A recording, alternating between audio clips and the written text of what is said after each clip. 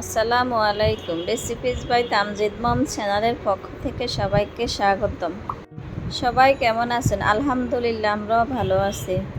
আজকে আরও একটি রেসিপি নিয়ে হাজির হলাম। আজকের রেসিপি হচ্ছে গরুর মাংসের পোলাও। এখানে আমি 1 কেজি গরুর মাংস নিয়েছি। এখানে আমি 2 টেবিল চামচ টক দই দিয়েছি, হাফ চামচ মরিচের গুঁড়া দিলাম, 1 চামচ জিরা এবং ধনিয়ার গুঁড়া দিলাম।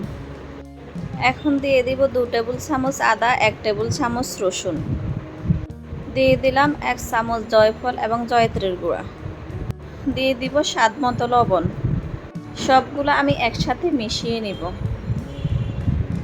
সবগুলো আমার মেশানো হয়ে গেছে, কিছুক্ষণ রেস্টে রেখে দিব ঢাকনা দিয়ে। এখন আমি পরিমাণ মতো তেল দিয়ে দিলাম। 7-8টা এলাচ, কিছু দারচিনি, সাদা গোলমরিচ। হালকা একটু ভেজে নিব। ভেজে নিয়ে তারপর মাংসগুলো দিয়ে দিব। মাংসগুলো আমি কিছুক্ষণ তেলের উপরে ভেজে নিব। দিয়ে দিলাম 3টা তেজপাতা, আবার একটু নেড়ে চেড়ে নিব। দিয়ে দিলাম পরিমাণ মতো পেঁয়াজ কুচি, অল্প কিছু কাঁচামরিচ দিয়ে দিলাম। সবগুলো একসাথে মিশিয়ে নিব। এখন সবগুলো আমার মিশানো হয়ে গেছে। এখন আমি তেলের উপর কিছুক্ষণ কষিয়ে নিব। ঢাকনাটা উঠে আমি কিন্তু মাঝে দিয়ে অনেকবার নেড়ে চেড়ে দিয়েছি। এখন মাংসগুলো সিদ্ধ হওয়ার জন্য আমি পরিমাণ মতো পানি দিয়ে দিব। সবগুলো আবার একসাথে নেড়ে ছেড়ে দিব। আমি চুলার আঁচটা মাঝারি করে দিয়েছি। এখন আমি ঢাকনাটা দিয়ে দিব। হয়ে গেল আমার মাংস রান্না। আমি এখানে পুরোটাই ঘি দিয়েছি, আপনারা চাইলে সয়াবিন তেলও দিতে পারেন। দিয়ে দিলাম কিছু পেঁয়াজ কুচি। এখন দিয়ে দিব 4-5টা এলাচ, 2-3 টুকরা দারুচিনি। এখন আমি পেঁয়াজগুলো বেরেস্তার মতো করে ভেজে নেব। পেঁয়াজগুলো আমার ভাজা হয়ে গেছে। এখন আমি পোলাও চালগুলো ঢেলে দিব। আমি এখানে 2 কাপ চিনি গুঁড়া চাল নিয়েছি। দিয়ে দিব আমি সামান্য পরিমাণ আদা। এখন আমি সবগুলো কিছুক্ষণ ভেজে নিব। চালগুলো আমার ভাজা হয়ে গেছে। এখন আমি কিছু গাজর কুচি দিয়ে দিলাম। দিয়ে আমি সবগুলো একসাথে মিশিয়ে নিব। মিশিয়ে নিয়ে কিছুক্ষণ ভেজে নিব। এখানে আমি 5 কাপ ফুটনো গরম পানি দিয়ে দিয়েছি।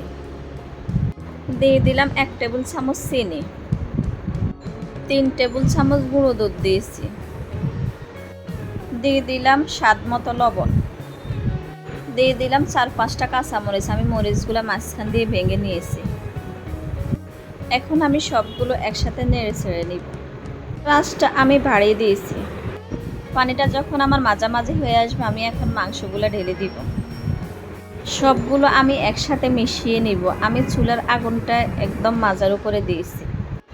ঢাকনাটা উঠিয়ে আমি সবগুলো আবার উল্টিয়ে পাল্টিয়ে নেড়ে দিব। আমি কিন্তু মাঝে মাঝে অনেকবার ঢাকনা উঠিয়ে নেড়ে দিয়েছি। আমার পোলাওটা প্রায় হয়ে আসছে। সবগুলো আমি একসাথে সমান করে নিব। আমি এখন কিছু পেঁয়াজ বেরেস্তা দিয়ে দিব। ঢাকনাটা দিয়ে আমি আরও 15 মিনিট দমে রেখে দিব। আমি এখন চুলাটা বন্ধ করে আরও 5 মিনিট দমে রেখে দিব। হয়ে গেল আমার গরুর মাংসের পোলাও। আপনারা বাসায় একবার হলেও ট্রাই করবেন, অসম্ভব মজা হয়েছে। আমার ছেলেরা, আমার হাজব্যান্ড তো খেয়ে পুরোই অবাক। আমার হাজব্যান্ড তো বলে তোমার হাতে খুব জাদু আছে। আমি এখন একটা প্লেটে পরিবেশন করে নেব। আশা করছি আমার আজকের এই গরুর মাংসের পোলাও আপনাদের খুব পছন্দ হবে। আমার রেসিপিটি যদি ভালো লাগে, আমার চ্যানেলটি সাবস্ক্রাইব করে আমার পাশে থাকবেন। সবাই ভালো থাকবেন। আল্লাহ হাফেজ।